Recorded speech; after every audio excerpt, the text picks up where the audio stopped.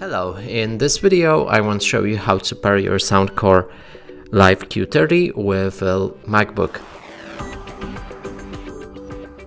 And to do this you'll need to open a Bluetooth on your MacBook. You should have the icon right here. Make sure that it's on and move to the Bluetooth settings.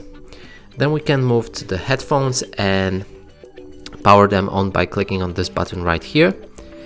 And they should enter pairing mode instantly. In case they don't, you might need to hold this power key for a bit longer until the LED lamp starts flashing just like that.